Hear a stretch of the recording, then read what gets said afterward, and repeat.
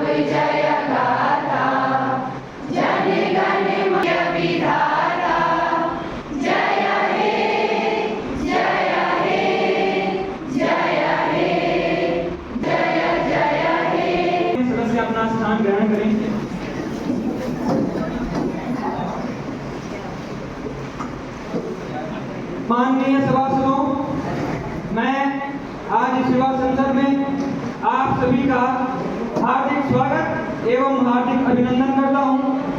यह सदन में आयोजित होने वाला प्रथम सत्र है।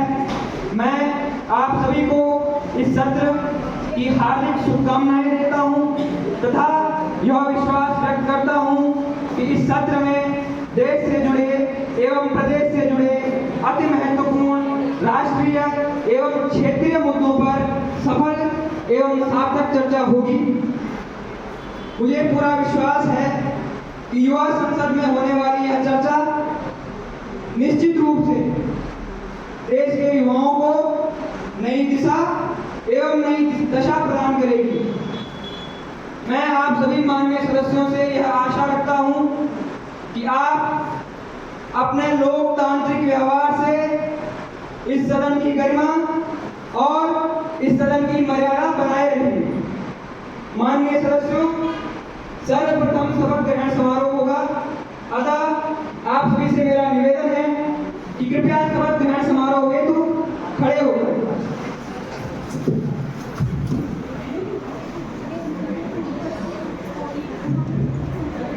मैं अमुक जो युवा संसद का सदस्य निर्वाचित हुआ हूँ, ईश्वर की शपथ लेता हूँ, सत्यनिष्ठा से प्रतिज्ञा करता हूँ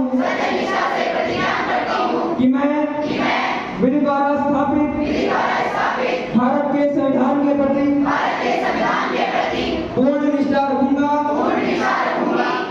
तथा भारत की एकता एवं अखंडता अक्षुण्ण रखूंगा तथा जिस पद को मैं ग्रहण करने वाला हूँ उसके कर्तव्यों का श्रद्धापूर्वक पालन करूंगा। माननीय सदस्य स्थान ग्रहण करें। अब इस सदन की कार्यवाही को आगे बढ़ाते हुए मैं माननीय प्रधानमंत्री महोदया से निवेदन करता हूं कि वो अपनी सरकार की नीतियां एवं अपनी सरकार का विजन इस सदन के समक्ष रखें। माननीय प्रधानमंत्री जी। धन्यवाद अध्यक्ष महोदय। प्रिय साथियों, आज इस युवा संसद में खड़ा होना मेरे लिए गर्व की बात है। यह एक ऐसा मंच है जो देश के भविष्य की दिशा में चर्चा होती है, विचारों का आदान प्रदान होता है और समस्याओं के समाधान खोजे जाते हैं। विशेष रूप से उत्तराखंड राज्य, जिसे हम देश भूमि के नाम से भी जानते हैं, के मुद्दे पे बात करना अत्यंत महत्वपूर्ण है।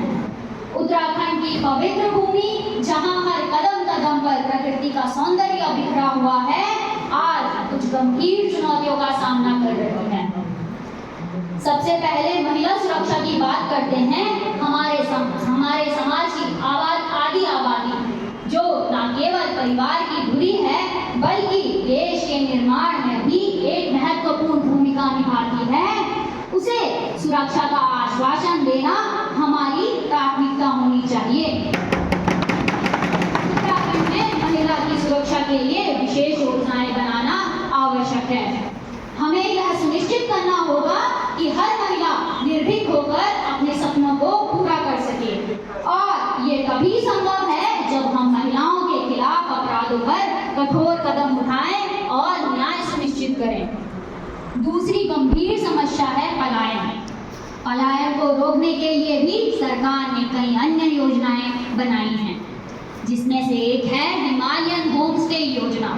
यह योजना के तहत पर्यटक को ग्रामीण क्षेत्रों में होम स्टे विकसित किए जा रहे हैं। इससे न केवल स्थानीय लोगों के रोजगार मिलेगा, बल्कि पर्यटक के माध्यम से ग्रामीण अर्थव्यवस्था भी मजबूती आएगी। मुख्यमंत्री ग्राम योजना, इस योजना का उद्देश्य ग्रामीण बुनियादी ढांचे का विकास करना है, जिससे गांव में रहने वाले लोगों के जीवन स्तर में सुरक्षा और सशक्तिकरण।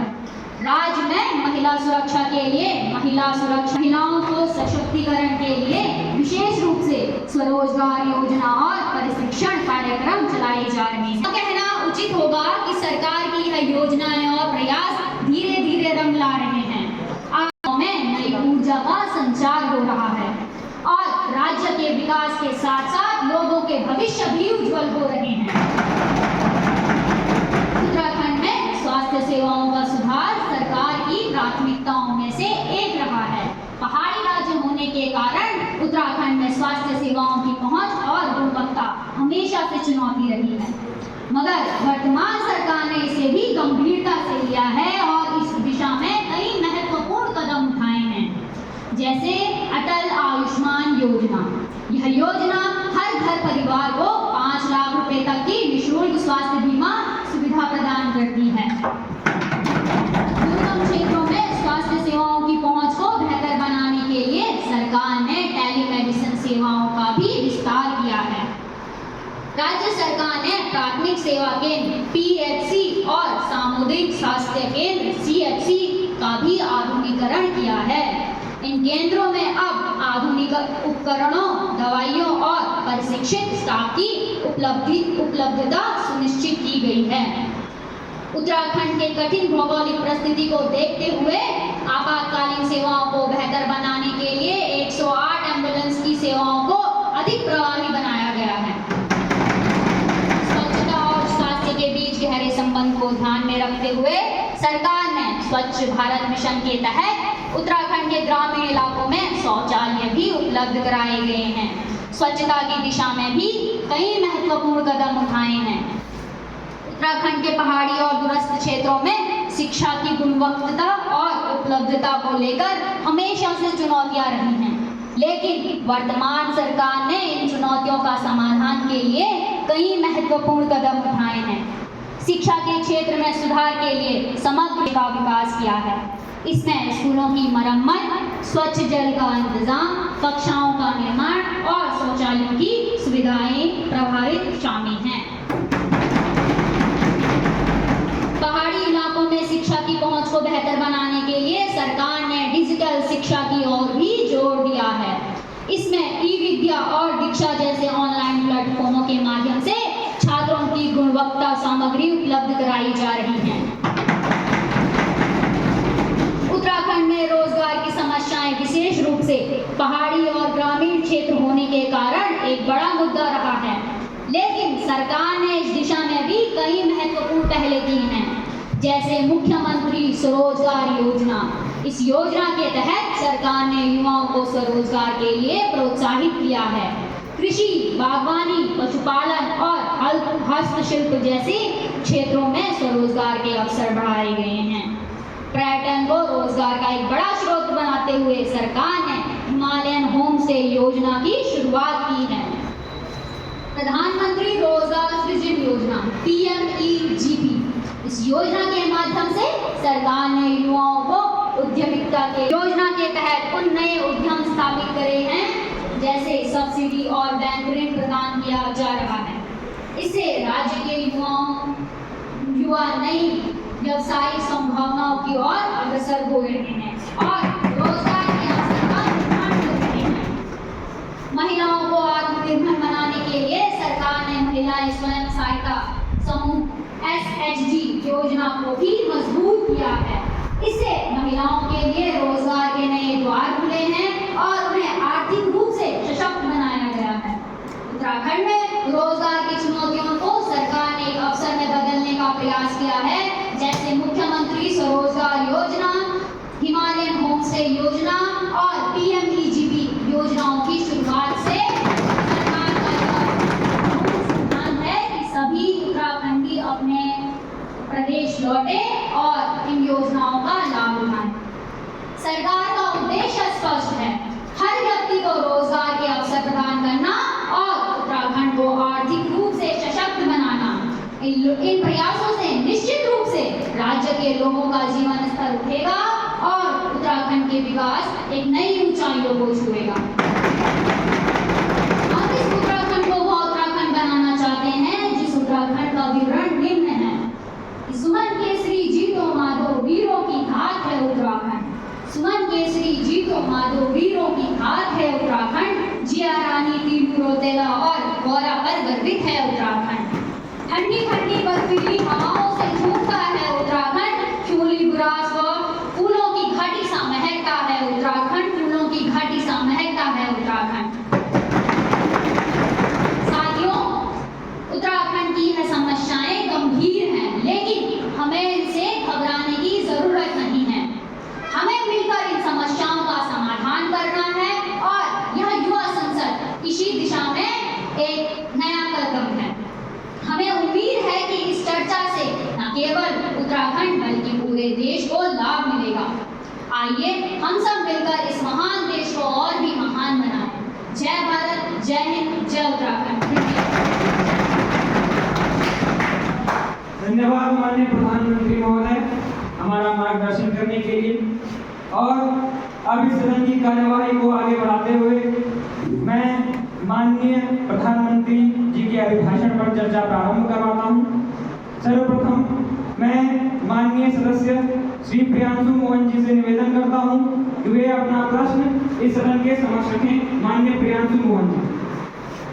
धन्यवाद अध्यक्ष महोदय। जैसा कि आप जानते हैं, मैं उत्तराखंड का एक सांसद हूँ। वो उत्तराखंड जिसे प्रकृति ने इतना सुंदर बनाया है कि कोई कभी अगर उसकी कल्पना अपने शब्दकोश में करना चाहे तो उसका शब्दकोश पूरा नहीं हुआ। इतना कुछ इस प्रकृति ने इस उत्तराखंड में दिया है। महोदय, ये उत्तराखंड की विशेषताएं मैं आपको बता दूं। पहले अगर आपको 4 धामों की यात्रा करनी है तो आपको उत्तराखंड में आना होगा। अगर आपको एडवेंचरस टूरिज्म में आपका रुझान है तो आपको उत्तराखंड में आना होगा। अगर आपको योग साधना करनी है जो कि शरीर के लिए एक स्वस्थ शरीर के लिए सबसे महत्वपूर्ण चीज है तो आपको उत्तराखंड में आना होगा। माननीय सदस्य, आप बातों को इस प्रकार से गोल गोल न घुमाएं और अपना जो मूल प्रश्न है उसे इस सदन के समक्ष रखें। जी अध्यक्ष महोदय, मैं अपने मूल प्रश्न पर ही आ रहा हूँ। मैं आपको बता दूं कि ये तो विशेषताएं हैं लेकिन समस्याएं कई हैं और उनमें से एक समस्या है पलायन की।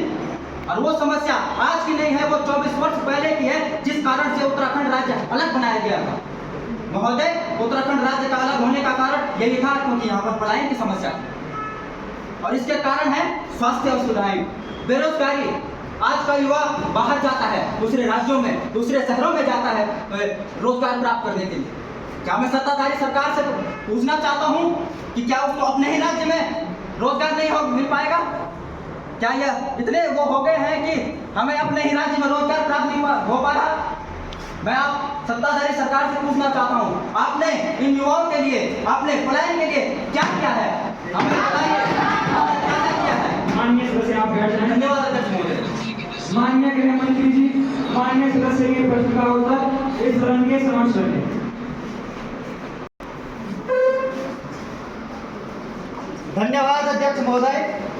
आपके माध्यम से मैं इस युवा संसद को एवं माननीय सदस्य महोदय को यह अवगत कराना चाहता हूं कि हमारी सरकार ने पलायन की रोकथाम के लिए विभिन्न योजनाएं चलाई हैं, जिनमें से निम्न ये है मुख्यमंत्री पलायन रोकथाम योजना। इस योजना के अंतर्गत गांवों में आजीविका विकास की शुरुआत होगी, औद्योगिकी, इको टूरिज्म जैसी गतिविधियां होंगी। उत्तराखंड सरकार ने पलायन प्रभावित गांवों में आजीविका विकास पर ध्यान केंद्रित करने की ठानी है। प्रथम चरण में उन 42 विकास खंडों को लेने की तैयारी है जिनके गांवों में वर्ष 2001 से 2011 के बीच जनसंख्या घटी है। आजीविका के अवसर के साथ ही मूलभूत सुविधाएं उपलब्ध हो तो कोई अपनी जड़ों को क्यों छोड़ेगा। हमारी सरकार ने ये महसूस किया है माननीय अध्यक्ष महोदय। यही नहीं, गांव छोड़ चुके लोग भी वापस लौटेंगे। सरकार ने भी इस बात को महसूस किया है और इस पर विशेष जोर दिया है और हमने आजीविका विकास पर विशेष रूप से ध्यान करने की ठानी है। हम उन 42 विकास खंडों में मुख्यमंत्री पलायन रोकथाम योजना के अंतर्गत कृषि, औद्योगिकी, इको टूरिज्म, पर्यटन एवं सहायता समूहों के स्थानीय उत्पादों के लिए विपणन केंद्र की गतिविधि के लिए व्यवस्था करेंगे और क्लस्टर बनाएंगे। पलायन की रोकथाम के दृष्टिगत राज्य में संचालित मुख्यमंत्री पलायन रोकथाम योजना के प्रभावी क्रियान्वयन के दृष्टिगत सरकार ने आयोग से भी सुझाव मांगे और आयोग के माध्यम से वे सभी सुझाव हमारे समक्ष हैं और हमें वो मिल चुके हैं। वो यह है कि पलायन प्रभावित गांवों में 60% अन्य विभागों और शेष राशि मुख्यमंत्री पलायन रोकथाम योजना से खर्च होनी चाहिए। तो सदस्य महोदय ध्यान लगाकर सुनिए, हम उस 40% धनराशि को उन गांवों में बांटेंगे और वहां का विकास करेंगे और 3 वर्ष तक पलायन प्रभावित गांवों में आजीविका विकास पर विशेष जोर दिया जाएगा। योजना के क्रियान्वयन के लिए जिलाधिकारी और बीडीओ के माध्यम से निगरानी की व्यवस्था होगी। मुख्यमंत्री पलायन रोकथाम योजना में वित्तीय वर्ष की शुरुआत की धनराशि हम जल्दी ही जारी कर देंगे। योजना का अध्यादेश जारी हो चुका है जो मैं अध्यक्ष महोदय के समक्ष रखना चाहूंगा।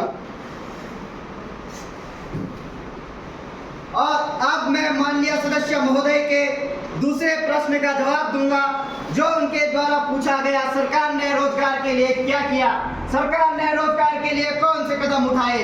तो मैं सर्वप्रथम उन्हें बता दूं, आज इस युवा संसद में एक प्रतिष्ठित पद पर बैठे हुआ प्रधानमंत्री, उसके माध्यम से प्रधानमंत्री रोजगार सृजन कार्यक्रम चलाया जा रहा है माननीय महोदय। और देश के ग्रामीण शहरी क्षेत्रों के लोगों को रोजगार के नए नए अवसर उपलब्ध करवाने तथा विभिन्न वर्गों एवं क्षेत्रों की आवश्यकताओं को ध्यान में रखते हुए सूक्ष्म लघु एवं मध्यम उद्यम मंत्रालय द्वारा क्रेडिट लिंक्ड योजना प्रधानमंत्री रोजगार सृजन कार्यक्रम माननीय महोदय ध्यान लगाकर सुनिए 15 अगस्त 2008 से शुरू हो चुका है और यह गतिविधि निरंतर चल रही है। वंचित वर्ग के संपूर्ण विकास के लिए उत्पादन सेक्टर हेतु माननीय महोदय यह आपके लिए विशेष है। आप कह रहे हैं कि रोजगार रोजगार रोजगार, तो अधिकतम 25 लाख तक का व्यापार, सेवा के लिए अधिकतम 10 लाख तक बैंक वित्त का प्राविधान, 10 लाख से अधिक के उत्पादन सेक्टर के लिए 5 लाख से अधिक व्यापार सेवा सेक्टर के लाभार्थियों के लिए न्यूनतम शैक्षणिक योग्यता कक्षा 8 रखी गई है। माननीय महोदय, अब विपक्षी यह भी प्रश्न कर सकता है कि कक्षा 8 योग्यता क्यों रखी गई, लेकिन कोई भी युवा बेरोजगार ना रहे, वो स्वरोजगार के लिए प्रेरित हो, तो कक्षा 8 की हमने उत्तीर्ण मान्यता रखी है। शहरी क्षेत्रों में सामान्य वर्ग के लिए 15% तथा आरक्षित वर्ग के लिए 25%। लेकिन विपक्ष पूछता है हमसे कि हमारा युवा क्यों शहरों की ओर जा रहा है, तो हम उन्हें बता दें सामान्य वर्ग के लिए 25% तथा आरक्षित वर्ग के लिए मार्जिन मनी 35% है और हमने इसमें अधिकतम पात्रता नहीं रखी है। जो पात्रता निम्नता है तो मैं यह अध्यक्ष महोदय के समक्ष रखूंगा। और विपक्ष हमसे पूछता है कि हमने क्या किया, तो अध्यादेश आपके समक्ष है और हमने इन योजनाओं के साथ साथ स्वरोजगार को भी प्रेरित किया है। उत्तराखंड ऊन योजना, ऊन बैंक की स्थापना, खादी धागा बैंक क्लस्टर, खादी वस्त्रों की बिक्री पर छूट, प्रदर्शनी, उत्तराखंड वनस्पति रेशा बैंक और सरकार के माध्यम से युवाओं के लिए विशेष तो अग्निवीर योजना। और महिलाएं यहाँ पीछे नहीं रहेंगी, महिलाओं के लिए महिला श्रम दल की भागीदारी रखी गई है। और बेरोजगारी की बात आप करते हैं तो बेरोजगारी दर 2021 और 2022 में 8.4% हुआ करती थी माननीय महोदय, और आज 2023 और 25 में यह 4.9% होने जा रही है और 3.5% घट चुकी है। तो यह आपको विदित होना चाहिए। धन्यवाद अध्यक्ष महोदय। माननीय अध्यक्ष महोदय, मैं पूरक प्रश्न पूछने की अनुमति चाहती हूँ। अनुमति है। मेरा प्रश्न यह है कि मंत्री महोदय ने हमें आंकड़े तो गिनवा दिए, परंतु अब भी टिहरी के 9, अल्मोड़ा के 2 और चंपावत के 5 गांव पूरी तरह खाली हो चुके हैं और देवभूमि कहलाने वाले कुछ गांव प्लेस तक घोषित हो चुके हैं। आप हमें बताएं कि क्यों लोग अपने जमे जमाए बिजनेस और कार्य को छोड़कर वापस आएंगे और आपके पास रिवर्स पलायन के लिए क्या योजनाएं हैं? धन्यवाद। माननीय गृह मंत्री जी, माननीय सदस्य के प्रश्न का उत्तर सदन के समक्ष दीजिए। धन्यवाद अध्यक्ष महोदय। माननीय सदस्य महोदय, आपके आंकड़ों के द्वारा जो प्रस्तुत आंकड़े हैं उनसे हम अच्छी तरह परिचित हैं और सरकार का निरंतर यह प्रयास है हम ऐसे प्रवासी परिवारों को उनके गांव तक वापस लाएं जो अपने प्रवास को छोड़कर शहर की ओर जा चुके हैं और ऐसे प्रवासियों से संपर्क में हैं और उनके रिवर्स पलायन हेतु हम प्रयास कर रहे हैं। हम भी वही चाहते हैं कि यह देवभूमि उत्तराखंड वही क्षेत्र बने फिर से जब यहाँ हमारी संस्कृति की झलक दिखती थी। भूल नहीं सकता तू दिन था जब चेत चेताली चौक लग दीचे नाग सीधा मंडाल लगे छा पंचती पाठो जोत जग दीचे 9 दिन तक नवरात्रा रंचा 16 दिनों तक सरार पूजन छा पंडो और बगडवाल नाचदा भगवती की बन्यात लग दीचे। तो बात यह है कि एक नर्क चला जाएगा, एक नर्क आ जाएगा, अपना होकर भी जो कभी अपना नहीं रहा वो आसमान आ जाएगा। हर व्यक्ति गांव आ जाएगा, हर व्यक्ति पहाड़ आ जाएगा, हर व्यक्ति गांव आ जाएगा, हर व्यक्ति पहाड़ आ जाएगा। तो माननीय अध्यक्ष महोदय, हम सदन में सभी दलों से अपेक्षा करते हैं इस संबंध में वे आवश्यक नीति व कार्य हेतु हमारा सहयोग करें और सरकार इस पर महत्वपूर्ण कदम उठाएगी। धन्यवाद अध्यक्ष महोदय। धन्यवाद माननीय गृह मंत्री जी। मुझे लगता है कि माननीय सदस्य को उनके प्रश्न का उत्तर मिल चुका है। अतः अब सदन की कार्यवाही को आगे बढ़ाते हुए मैं माननीय सदस्य आस्था जी से निवेदन करता हूं कि वे अपना प्रश्न सदन के पटल पर रखें। धन्यवाद अध्यक्ष महोदय। आज इस महत्वपूर्ण अवसर पर जब हम उत्तराखंड राज्य के विभिन्न मुद्दों पर चर्चा करने के लिए एकत्रित हुए हैं तो मैं आप सबका ध्यान इस ओर आकर्षित करना चाहूंगी। हमारा राज्य स्वास्थ्य में देश भर में 15वें स्थान पर है। उत्तराखंड राज्य को बने हुए 23 वर्ष पूर्व हो चुके हैं, लेकिन राज्य में स्वास्थ्य सुविधाएं की कमी अभी भी दिखती है। मेरा सरकार से यह प्रश्न है, पहाड़ी क्षेत्र के लोग आज भी स्वास्थ्य सुविधाओं के लिए मैदानों की ओर क्यों जा रहे हैं? आपके पास आंकड़ों की बहुलता है, लेकिन वस्तु स्थिति बिल्कुल अलग है। पहाड़ी क्षेत्र में स्वास्थ्य केंद्रों में चिकित्साओं से लेकर मशीनों की कमी, कई बीमारियों की प्रारंभिक जांच की सुविधा भी जिला मुख्यालय में नहीं मिल पा रही है।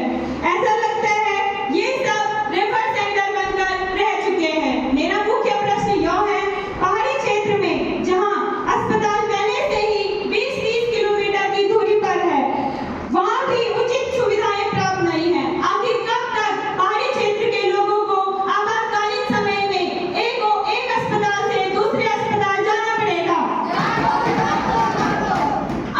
आजकल जो बीमारियां आम हो चुकी हैं, जैसे कैंसर, पथरी, टीबी और कई जानलेवा बीमारियां, जैसे इलाज के लिए पहाड़ी क्षेत्र के लोगों को मैदानों की ओर क्यों जाना पड़ रहा है? और बात की जाए आंकड़ों की तो स्वास्थ्य मामले में मृत्यु दर दिन प्रतिदिन बढ़ती ही जा रही है। मेरा सरकार से यह निवेदन है कि आप इन सब मुद्दों का जवाब दें। माननीय स्वास्थ्य मंत्री जी, माननीय सदस्य के प्रश्न का उत्तर सदन के समक्ष रखें।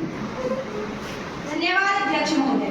मैं आपके माध्यम से माननीय सदस्य महोदय को उनके प्रश्नों के उत्तर देना चाहती हूँ कि उत्तराखंड सरकार अपने लोगों की स्वास्थ्य स्थिति और जीवन की गुणवत्ता बढ़ाने के लिए प्रतिबद्ध है, जिसका उद्देश्य राज्य में स्वास्थ्य, पोषण, पानी, स्वच्छता, शिक्षा और रोजगार में सुधार देना है। बीते 5 सालों में स्वास्थ्य सेवाओं में काफी सुधार देखने को मिला है। इसका बड़ा कारण कोरोना से निपटने के लिए किए गए इंतजाम है। आज प्रदेश के हर जिला अस्पताल में डायलिसिस यूनिट लगी हुई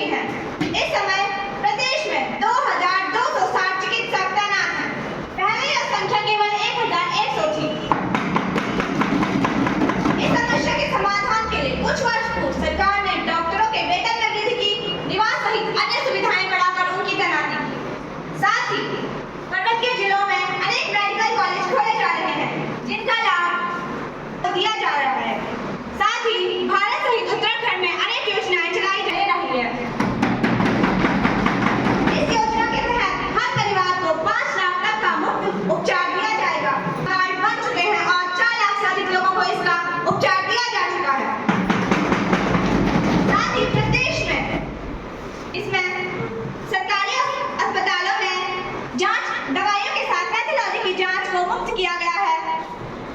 साथ ही प्रदेश में पीपीपी मोड पर अस्पतालों का संचालन शुरू किया गया है, जिसमें विश्व बैंक की सहायता से जिला अस्पताल बरौनी, जिला अस्पताल पौड़ी, संयुक्त अस्पताल रामनगर, सामुदायिक स्वास्थ्य केंद्र पावो, सामुदायिक स्वास्थ्य केंद्र बालेश्वर, देवप्रयाग, घनियाला, भिकासौड़ और बिरोखार में पीपीपी मोड पर अस्पताल संचालित किए जा रहे हैं।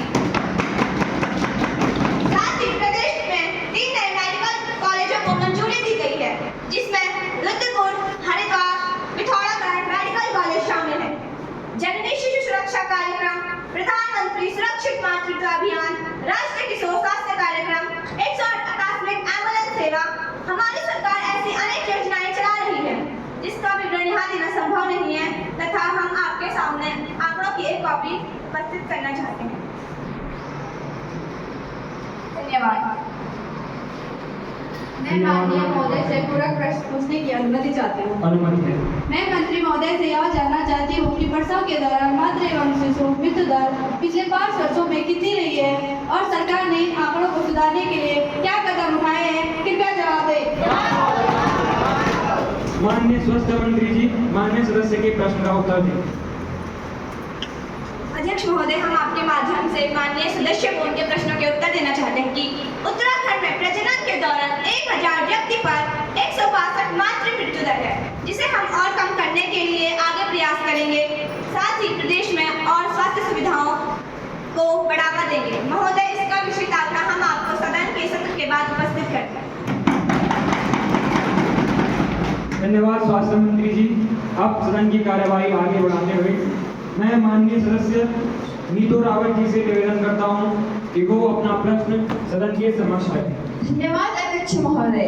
आज इस महत्वपूर्ण अवसर पर हम सभी यहाँ अनेक महत्वपूर्ण विषयों पर चर्चा करने के लिए एकत्रित हुए हैं, तो मैं आप सभी का ध्यान एक और अति महत्वपूर्ण विषय पर केंद्रित करना चाहूंगी, जो है महिला सुरक्षा।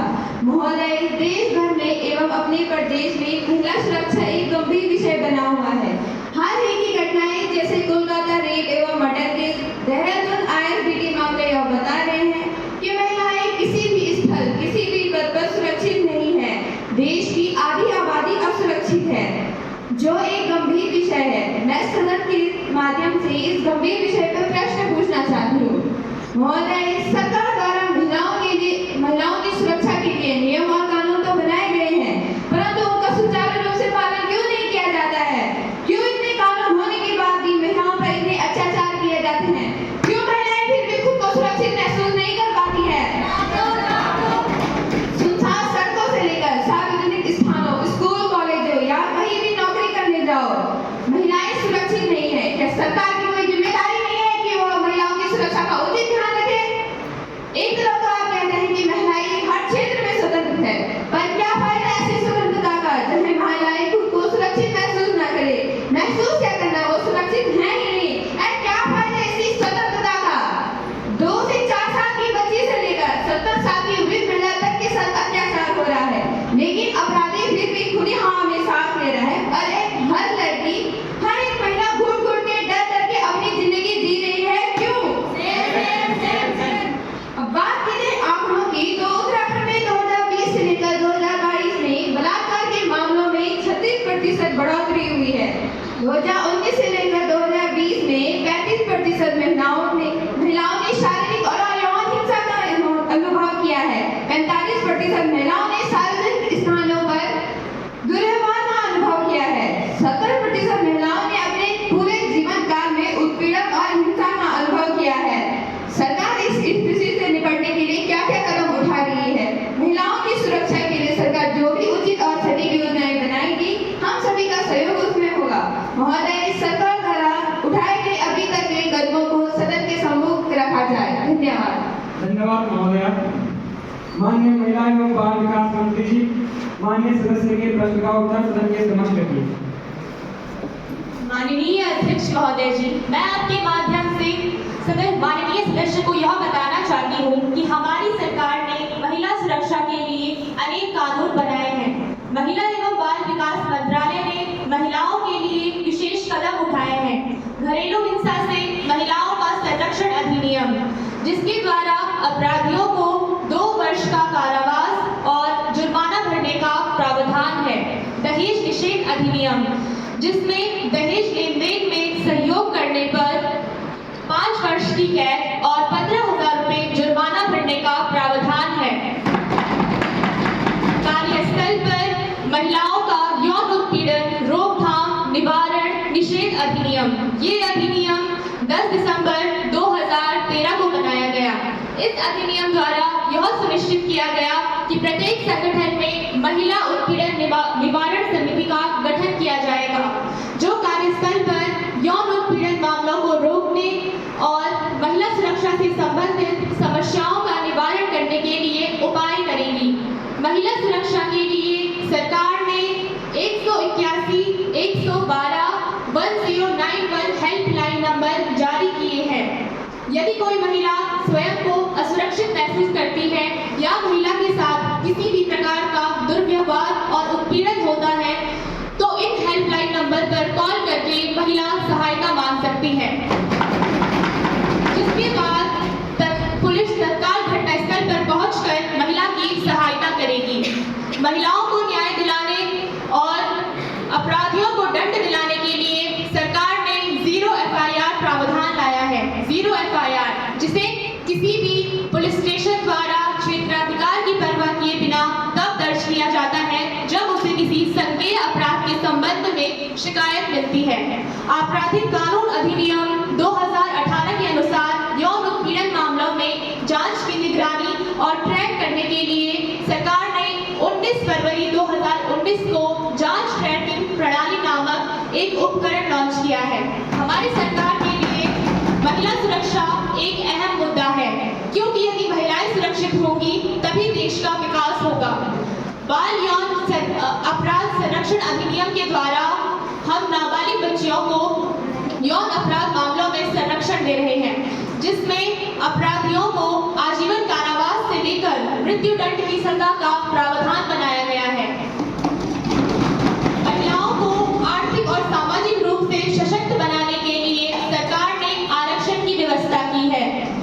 महिलाओं को राज्य विधानसभाओं और लोकसभा में 1/3 सीटें आरक्षित करने की योजना बनाई जा रही है।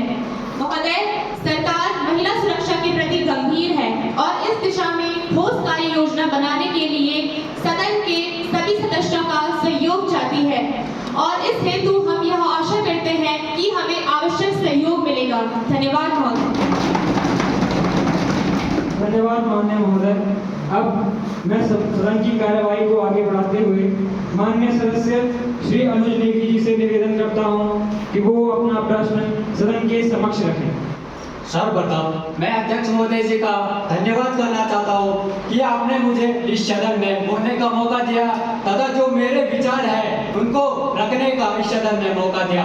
महोदय, मैं आपके माध्यम से जो मेरा आज का विषय है वो है उत्तराखंड में जो शिक्षा की स्थिति है किस प्रकार बिगड़ती जा रही है। महोदय, मैं आपके माध्यम से सरकार का ध्यान शिक्षा की ओर आकर्षित करना चाहता हूँ। जो राज्य में जो शिक्षा की स्थिति है वो दिन प्रतिदिन बिगड़ती जा रही है। महोदय, मैं सत्ता पक्ष से पूछना चाहता हूँ कि ऐसा क्यों?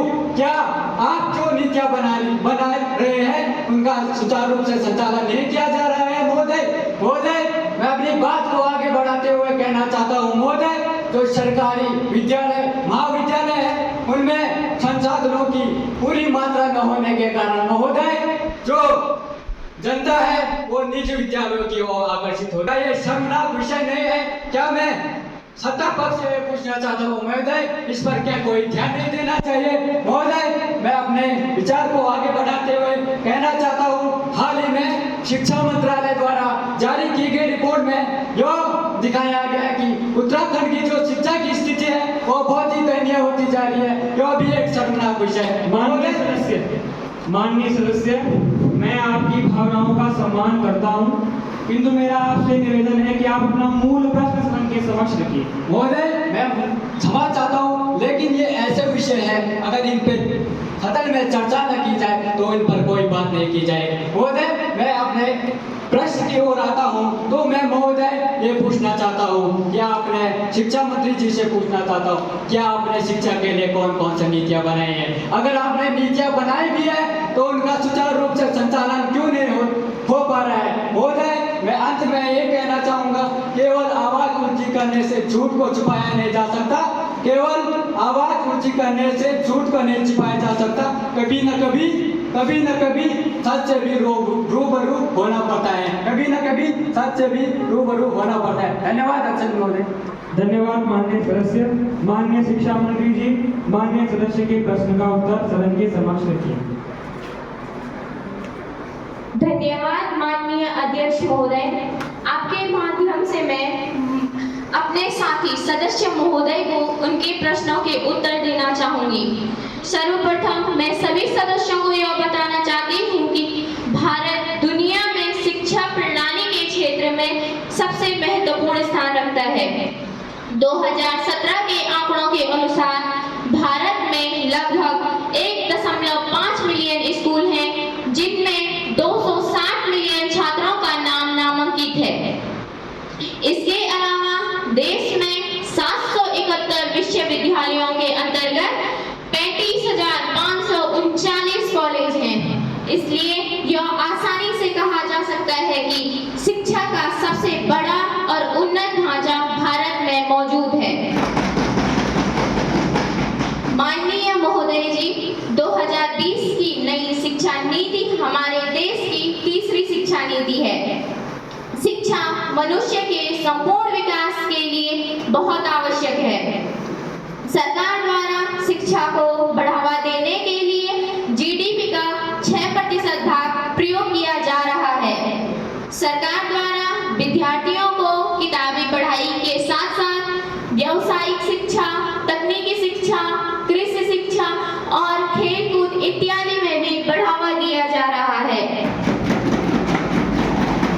नई शिक्षा नीति 2020 का उद्देश्य व्यावसायिक शिक्षा सहित उच्च शिक्षा में भी सकल नामांकन अनुपात को 2035 तक 26% से बढ़ाकर 50% करना है।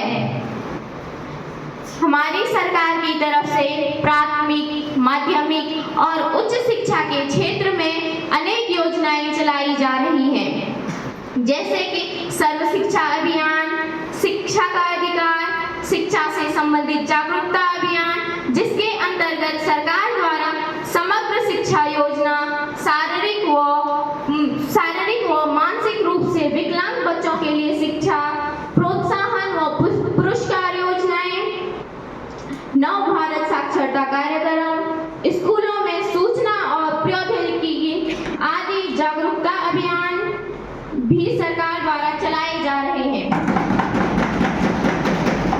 साथ ही हमारे साथी सदस्य द्वारा पूछा गया प्रश्न कि उत्तराखंड में शिक्षा की क्या स्थिति है तथा सरकार द्वारा उत्तराखंड में शिक्षा के प्रोत्साहन के लिए कौन-कौन सी योजनाएं चलाई जा रही हैं, तो सर्वप्रथम मैं उनको यह बताना चाहती हूँ कि शिक्षा के क्षेत्र में उत्तराखंड ने देश भर में 4था स्थान हासिल किया है। नीति आयोग के सतत विकास लक्ष्य इंडेक्स 2020 में उत्तराखंड ने शिक्षा के क्षेत्र में अच्छा प्रदर्शन कर 70 अंक अर्जित किए हैं, जबकि उच्च शिक्षा के क्षेत्र में उत्तराखंड को देश भर में तीसरा स्थान प्राप्त हुआ है। और अब मैं बात करूं सरकार द्वारा उत्तराखंड में चलाई जा रही योजनाओं के बारे में, तो उत्तराखंड में सरकार द्वारा शिक्षा के क्षेत्र में प्राथमिक, माध्यमिक तथा उच्च शिक्षा में अध्यापकों व कर्मचारियों की नियुक्ति की जा रही है। उच्च शिक्षा में नए महाविद्यालय खोले जा रहे हैं, साथ ही उनका नवीनीकरण तथा उच्चीकरण किया जा रहा है। दूरस्थ शिक्षा को बढ़ावा देने के लिए सरकार ने दूरस्थ शिक्षा केंद्रों की स्थापना की है। साथ ही उत्तराखंड सरकार द्वारा कक्षा 6 से 12वीं तथा उच्च शिक्षा तक विद्यार्थियों के लिए मुख्यमंत्री छात्रवृत्ति योजना प्रारंभ की गई है।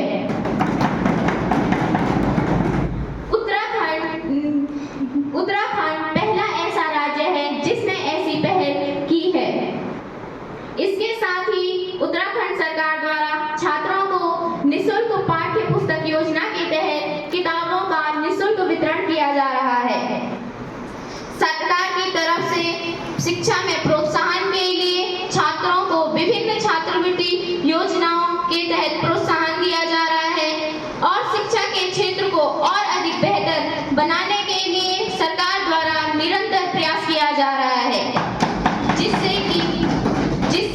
भारत में शिक्षा प्रणाली को और अधिक बेहतर बनाया जा सके। धन्यवाद। पूरा प्रश्न करने की अनुमति चाहता हूँ।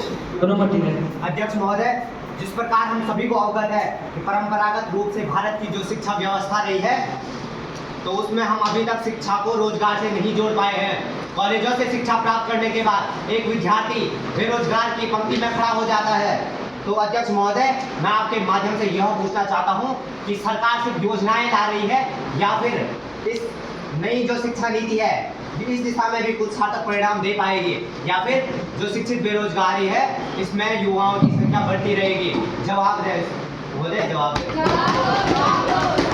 संबंधित मंत्री जी माननीय सदस्य के प्रश्न का उत्तर दीजिए। धन्यवाद अध्यक्ष महोदय। मैं आपके माध्यम से सदन को अवगत कराना चाहती हूँ तथा इसमें सदस्य महोदय का उत्तर भी है। शिक्षा का एकमात्र उद्देश्य रोजगार नहीं है। हमारे बच्चे प्रदेश में ही नहीं बल्कि प्रदेश से बाहर भी अपनी सेवाएं दे रहे हैं। हमारी सरकार का प्रयास हमारे बच्चों को न केवल नौकरी दिलाना है बल्कि उन्हें नौकरी देने वाला भी बनाना है।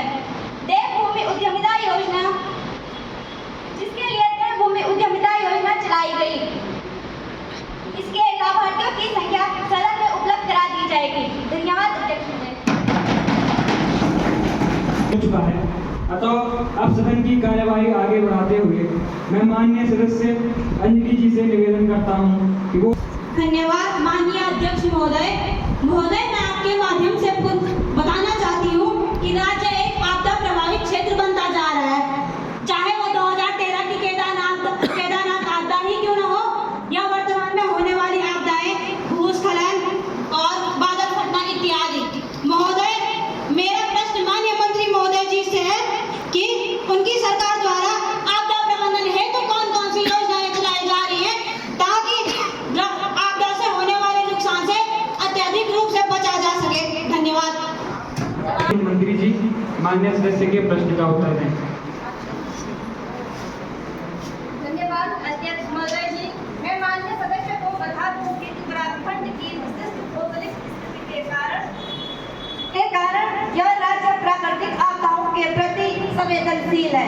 इन चुनौतीपूर्ण स्थितियों को ध्यान में रखते हुए हमारी सरकार ने कई महत्वपूर्ण कदम उठाए हैं ताकि इन आपदाओं के प्रभाव को कम किया जा सके और नागरिकों की सुरक्षा सुनिश्चित की जा सके।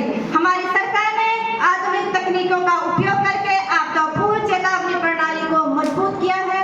अत्याधुनिक सैटेलाइट और मौसम पूर्वानुमान तकनीकों का उपयोग करके लोगों को समय पर सूचित किया जाता है ताकि वे सुरक्षित स्थान पर पहुंच सके तथा इसके अतिरिक्त राज्य में एनडीआरएफ और एसडीआरएफ की तैनाती को बढ़ाया गया है ताकि किसी भी आपदा के समय तुरंत प्रतिक्रिया दी जा सके।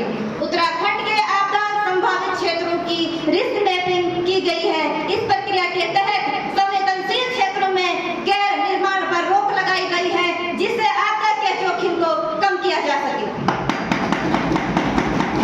इसके लिए हमारी सरकार ने जंगलों की कटाई को रोकने के लिए कार्यक्रम को प्रोत्साहित करने के लिए कई कदम उठाए हैं। हमारी सरकार ने आपदा प्रभावित लोगों के पुनर्वास और राहत कार्यों में तेजी लाई है। प्रभावित परिवारों को तुरंत राहत सामग्री, अस्थायी आवास और पुनर्वास के लिए आवश्यक सहायता प्रदान की गई है।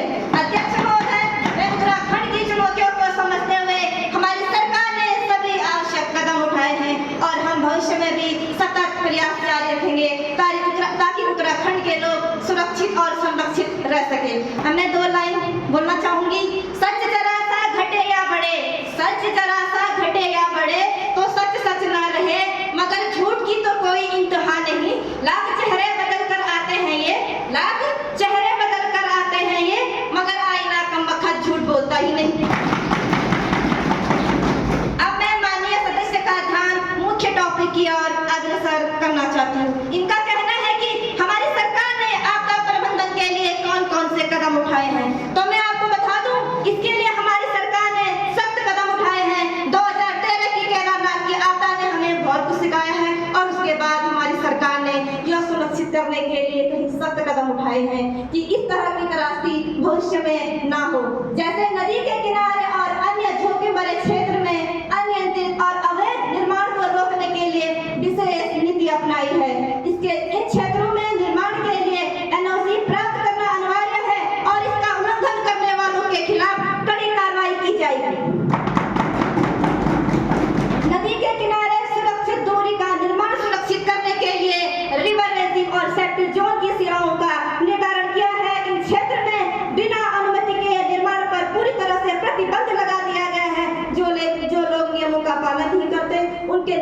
को हटाने के लिए कठोर कदम उठाए जा रहे हैं। सरकार ने जागरूकता अभियान चलाए हैं जिससे लोगों को नदी किनारे निर्माण के जोखिम और उसके पर्यावरणीय प्रभाव के बारे में जानकारी दी जाती है। अध्यक्ष महोदय, सरकार ने न केवल नियम और कानून बनाए हैं बल्कि उनके क्रियान्वयन पर भी सख्त नजर रखी जा रही है। हम यह सुनिश्चित कर रहे हैं कि 2013 की त्रासदी की पुनरावृत्ति न हो। इस दिशा में हमारा प्रयास सतत जारी रहेगा। उत्तराखंड की राज्य की भौगोलिक परिस्थितियों को ध्यान में रखते हुए आपदा प्रबंधन एक महत्वपूर्ण चुनौती है। इसे समझते हुए हमारी सरकार ने विभिन्न क्षेत्र में कई जागरूकता अभियान चलाए हैं ताकि लोग बाढ़ों के खतरों के प्रति सजग हो सके और समय रहते सुरक्षित कदम उठा सके। राज्य सरकार ने हर साल बाढ़ सुरक्षा सप्ताह का आयोजन शुरू किया है जिससे विशेष रूप से नदी किनारे के गांव और कस्बों में जागरूकता कार्यक्रम आयोजित किए जाते हैं।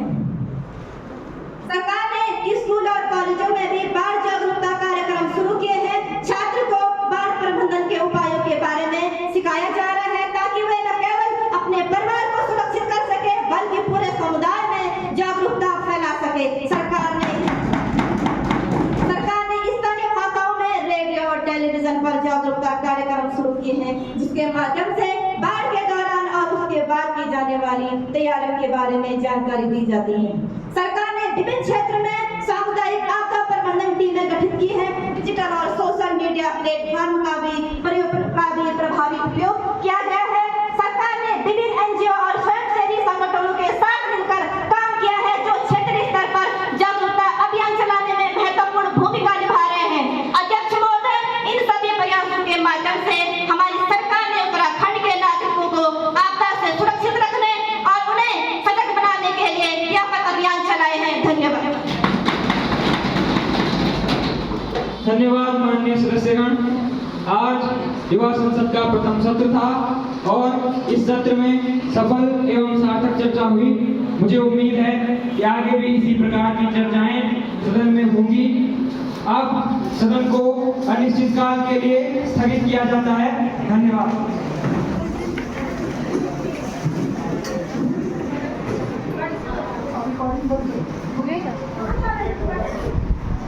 सभी छात्र छात्राएं